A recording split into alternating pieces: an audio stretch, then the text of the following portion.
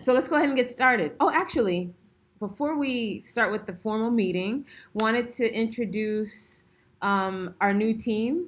We have three senior digital content producers based in Atlanta, Dallas, and Washington, D.C. So hopefully I won't play myself and introduce them before they've actually joined the call. But let's see. Is Emil on? Emil? What about Jazzy? I'm here. Yay! And as you can tell from the vocals, she's delightful, enthusiastic, and full of energy, and representing the DFW.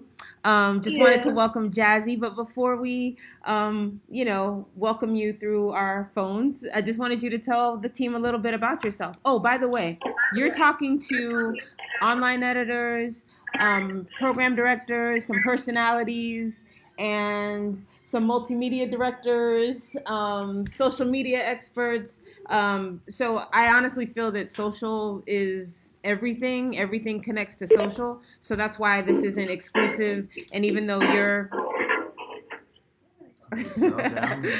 everybody okay? All right. So even though this isn't, even though you're basically doing a lot of video content, just still wanted you to introduce yourself to the team. Go, Jazzy, Okay, go. no problem. So hey everybody, my name is Jazzy Black. I'm originally from Sacramento, but I was raised out here in Dallas. I've been doing video production for about 5 years now, taking it seriously. I graduated from Prairie View for my undergrad. I went to TSU for my graduate studies. But like my camera is my life, and I'm like obsessed with it. So I'm really excited to create and start some new storytelling, and I have a lot of fun ideas just to spread around the different stations between shows and coming up with cool segments and even doing interviews and things like that. So I'm happy to be a part, and yeah. Cool. Great. And oh, one of the things I forgot to tell everyone is what you guys actually do. So, senior digital content producer is the title. However, this team is super laser focused on video content. They work with the local team as far as producing content, of course, the interviews, but they're really tasked with trying to develop even more content to help us generate revenue and also create great experiences for our audience. And then the other half of their time is spent ideating with sales and creating content that is sellable and just incredibly engaging, so that way we can make money and keep our audiences very well entertained. So thank you, Jazzy. And it's so cool that you said that you're connected to your camera, because the picture I showed of you is connected to your camera. Camera. Hey. All right. Emil, have you made the call? Yep, I'm on here. Hey, all right. So Emil's on. Emil's based out of DC, and tell the team about yourself, please. I'm Emil Barnes. I am a film director. I'm normally specialized more so in music videos and documentaries. Tell them some of the people you've worked with. Trey Songz, K Michelle, Fetty Wap, Corona, Netflix. Just companies and people like that. And Corona and Netflix is not a rap group. He means the brands Corona and Netflix. You work with anybody we may have heard of? I I'm don't not familiar know with any of those people. Can you come up with just one artist we've heard of? I'm sure you won't know it.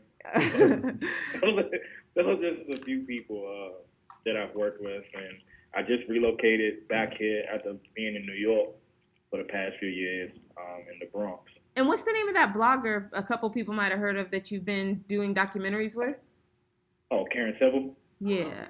So. Oh, wow. Yeah, so I pretty much did, up until last year, all the Welcome to My Neighborhood documentary, YFN Lucci. Not sure if you know Bankroll Fresh. I did his rest last in one peace. before he passed.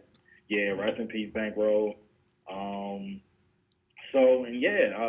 Been doing film for the past 8 years. And I love it. I'm connected to my camera, that's my best friend. He's out here. Yeah. Yeah. Well, I'm ready to work. I'm ready to create. Yeah, well, we just got to get everything to keep up with you guys, because this is definitely an energy team. And here's a name that some of you might know, Pharaoh Martin formerly regional online editor for Radio One, and now he's back with us as a senior digital content producer. So, Pharaoh, since you've been here, a lot of new people have joined the company. As I segue, assuming that he's on the call. So could you please tell? Oh, okay, great. So could you please tell us a little bit about yourself for those of us on the call who haven't had a chance to work with you yet? Y'all know me. What's up? True.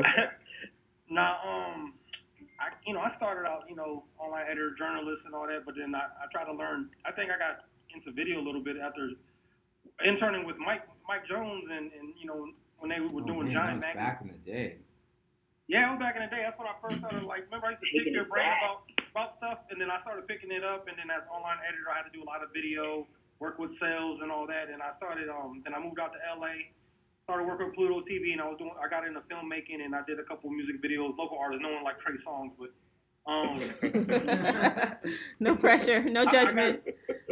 I got real big into screenwriting and filmmaking and such, and so I picked up a lot about a lot of the technique and the studying under other directors and such. So, glad to be back and really to apply my trade on the video side and really bring up the film product here, the video product here in Atlanta. So a lot of what's going to happen is, of course, they're creating video content for our sites, but they're also going to be doing video content that's going to live on social. So we just always all need to be smarter about social because it won't stop evolving. So welcome to the team. Thank you guys so much for taking the time out for the call. And as you guys have ideas, even though they may not work for your markets directly, they're a great resource. And another thing that they're going to be tasked with is they're going to be executing a lot of our YouTube strategies. So as we move towards doing more as a company, they're going to be basically handling different regions and populating YouTube channels. So I'm really beyond excited, and I just really love their names, Emil, Jazzy, and Pharaoh. I feel like they should be a group. We should put them out on tour or something because it's very marketable. But one of the things that I'm really excited about them is their energy and just the enthusiasm, and it's kind of like they all have different strengths, but they're all really strong. That felt redundant. It's okay. But anyway, it's Tuesday, and but anyway, thank you and welcome. So next up, speaking of people who've returned to the company, Bilal Morris, best dressed in this picture right here. People know him as Blogsworth. He was an online editor, and he broke up with us, and he went to iHeartRadio. But then he recognized that things were pretty good over here, and he wanted to bring all his liveness to Atlanta. I mean, what was it? Richmond? You did Richmond and Philly and DC, right? Richmond, Philly, DC. Yep. Yeah, then he came to New York to work with iHeart, but he broke up with them. He's back with us in Atlanta. Wait, Bilal is back? What? Yeah. We got Bilal and Pharaoh back? What is going on? In the same market. What? It's scary. Uh-oh. We're about to... Yes. So things are very serious in Atlanta and overall. But one of the things that we didn't talk to Bilal about, what did he learn at iHeart? What did he see that worked for them that we don't do on this side? So I asked Bilal to just give us a rundown of what he's done, what he's learned over at iHeart for Facebook, Twitter, Instagram, and Snapchat, to give us some insight into the competition. So are you ready for me to pass the virtual mouse? Yeah, you can shoot it over. Okay. I'm going to act like I'm nice with this, so hopefully everything transfers smoothly. And it says that I gave it to you, but I don't see anything different happening. Oh, you do have the mouse.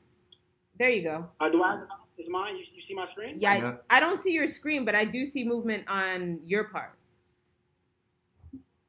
How about now?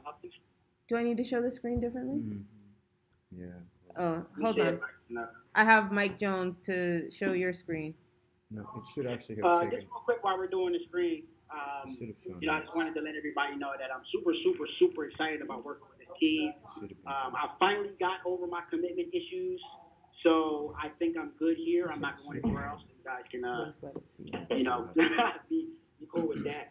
But some of the main things that I learned when I went over to iHeart was that, we're all, pretty much the same. Obviously we have, they have more resources than we have in a lot of situations. But overall, there we go, show my screen. Let me know when you can see my screen. We can see it now. It was my fault. Thank you. Perfect. One of the things that I really realized that we're all the same. It's just a couple things of resources here and there, and communication. So I start this by saying, don't think that iHeart was this company that is doing things that none of us can do, because that's just not true. So there were two things that I really kind of wanted to go over today, and I'm going to be a little bit specific. So, if anybody wants to ask me any questions offline, feel free to email me, feel free to Slack me or whatever. But two things that I really noticed that they took advantage of at iHeart and not here was, one was the strategy, actual social media strategy. So every single event, even if we had things like Grammys where we were just going to cover socially, we created a strategy for social and how we were going to handle whatever event that we were going to cover, whether it be a station event, tempo, or whether it just be the Grammys or the Oscars or something that we're going to watch and cover on TV.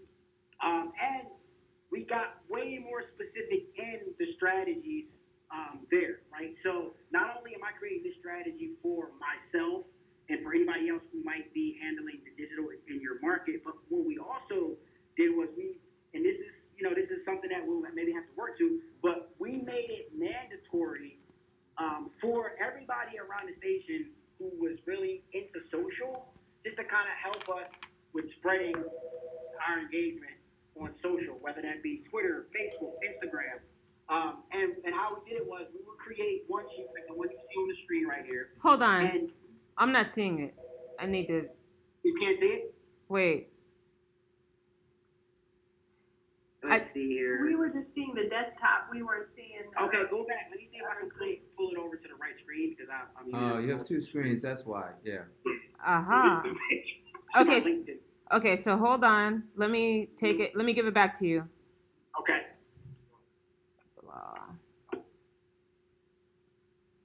Okay. So I just passed. Yes. We see it. The Word doc, perfect. All right. So, and I still have iHeart in here, but so act like it's not there. But really, what we did was we wanted to make sure that we could be as detailed as possible, and this is a word down version, so bear with me. But also, we made it very easy for anybody who was going to participate, whether that be personalities, whether that be somebody in AE or a sales member who really just enjoys being a part of social and really enjoys engaging with the brand. That one of the things that we wanted to do was we wanted to try to get local people in each of the markets to embrace our brand. So not only us and the personalities, but also sales and promotion. And anybody else who uses social media and a radio station, and pretty much today, that's everybody. So really trying to get them involved in our strategies when it comes to events. And as you see it, as I scroll down, we tried to make it as very upfront as possible, right? And everything that we put on here is minimum. So we make sure that we say, hey, this is minimum what we would want you to do. Hey, hop in and try to see if you can help us reach our engagement numbers. And so what we would do before this, and I don't have that example, but we would set a guesstimated impressions number that we wanted to reach.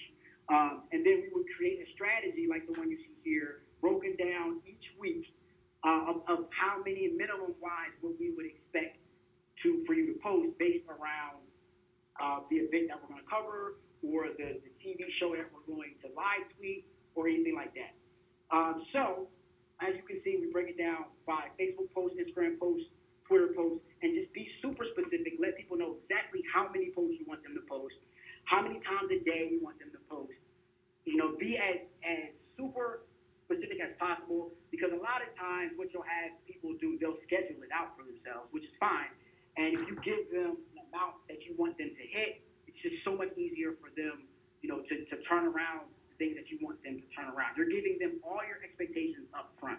Another thing that we did here, you can see where my cursor is, we created a Google Drive, and I know Darnella uses Google Drives for some of the things that she works on, but any asset that we're going to be able to use for this, this event that we're going to cover, we want to give you everything right there. So we created Google Drive. We drop all logos. We drop all gifts, memes, whatever we have created around this event. We drop it in there so everybody who wants to participate in this strategy has access to it. It's very efficient. It makes it very easy. You're going to be able to promote the things that you want to promote amongst your community. And also, you're going to be able to see and know exactly what's going out based on what you have given. And if I scroll down a little bit more, and I watered down, this was 2 pages long. I chopped it up because it just wasn't necessary to have so much examples. But example copy is very, very important. When you create example copy, try to be as super, once again, specific as possible. We want to make it so easy that they'll just copy and paste it. Everything that they need is right there in your tweets, your Facebook messages, your Instagram statuses, however and whatever platform that you're using. You want to make sure that you're going to create copy specifically for that platform, specifically the link they need to be, and with everything in it that your community or your team are going to need to then perform on their social media accounts. So it's not just our station pages, but it's the cumulative of everybody, at the station or anybody who's going to participate. We then go back and then count impressions and engagement based on all of that, right? So we're able to deliver. We're able to actually over-deliver almost every single time when it comes to our strategy. And once you have this pretty much blueprinted, then you can take it and say, okay, Praise in the Park is coming. We're gonna tailor it for Praise in the Park. We have Birthday Bash is coming. We're gonna tailor that around Birthday Bash. We might have to make it longer. We might have to make it shorter based on our audience, based on our engagement. If you have this one sheeter put together, it just makes life so much easier. So there's my long spew. I'm sorry I took so long with that one, but I really think that it's really important to be super descriptive and give everybody everything that they need. So from the time you started to the time you left, you definitely saw more activity with talent by giving them all of this information? Yes. So That's much great. so, honestly, it was like night and day. Because a lot of times that we saw jocks are like, well, I don't really know what to post about this, or, I don't really have time. If you give them exactly what you want from them, including copy, it just makes their lives 10 times easier, and they're more willing to engage with the content that we're doing if you lay it out for them. That's great. Yeah, it's so like this example is like a station event, right? Yes, it could be a station event, but also too, I used to create these for Grammys, for BET Awards, for actual events that we were just going to cover on TV as well. Okay, so for example, if you're covering the BET Awards, are you creating a certain hashtag for iHeart talent that are engaged with it, or is this just you want your talent to be a part of the BET Awards conversation because it's something that's going to be trending? Yeah, I think that's kind of a question that you have to work out. But when it comes to BET Awards, Darnella, it's going to behoove us to just hop into their conversation. So the more people from the station that's hopping into their conversation, adding us, maybe we even create a second hashtag that we can kind of piggyback off of that BET hashtag award. Maybe something like BET Atlanta or BET Awards Atlanta or something that kind of gives it a local feel. But I'm all for hopping into the conversations that are already going, Right. making ourselves known within that conversation. Right, because it's like better to be a part of something that's popping instead of we got our own hashtags, but there's 3 people on it, so. Exactly. And you piggybacking, like with your job, if you have a big personality in your market, him piggybacking or her piggybacking off of the main one is just going to help us all, Got it. And real quick, I'll run through this as fast as possible. No problem. The second thing that I wanted to talk about really fast is how we used to, use Giphy when it comes to live events, right? And I'm not talking about I'm talking about our events. right? So one of the things that we used to do was we used to create Giphy pages specifically for our local events, right? So if you have a praise in a park, you're actually taking some of the photos and some of the phone, pictures that you're taking with your phone and videos you're taking with your phone, and you're creating GIFs based around that event. So if I were to hop into Giphy and type in Praise in the Park Atlanta or Praise in the Park or a specific artist, right? There's another place for our brand awareness to kind of grow when it comes to Giphy, right? And we know Giphy, it's getting bigger and bigger. I mean, you can download a Giphy keyboard. So imagine if you downloaded the Giphy keyboard and you have GIFs, excuse me, of your local event within there. So now if I have a praise in the park and I go to Giphy and I want to send a GIF of James Fortune, you're actually sending a GIF of James Fortune from your event with your station logo and station branding on it. So it was just a real creative way that we used to brand and just grab content for our event. So not only were we grabbing photos and videos from their event, we were actually creating GIFs from the footage that we were allowed to get from the event. It works really well. It's something that has so many different lanes to engage with, not only on social, but in your text, in your messenger apps. All of these places are where people share GIFs. So if we can figure out a way to get our brand within those circles and communities, I think it will be beneficial for everybody. It's very simple to create a Giphy page for yourself. You can go on. It's literally, create, log in, create, and there you go. You can also download the Giphy Cam app on your phone, which then allows you to take a photo or video, turn it into a GIF right from your mobile device, and upload it right to your Giphy page for everybody to see. So as long as you're tagging and using keywords for the content, people will be able to use your Britney Spears post or your Jay-Z post if he was at a certain event, and then use it just like they would any other video. So, when can we see that birthday bash Giphy page? Ah. That's one of the things that we're planning on doing. We do have a Hot 1079 Giphy page that we just created last week. So we're moving in that direction. Definitely send everybody the link once we kind of populate the page a little bit. So we'll look out for that big show this Saturday in Atlanta. But Yep. people would already like for you to send that document that you showed us. And Okay.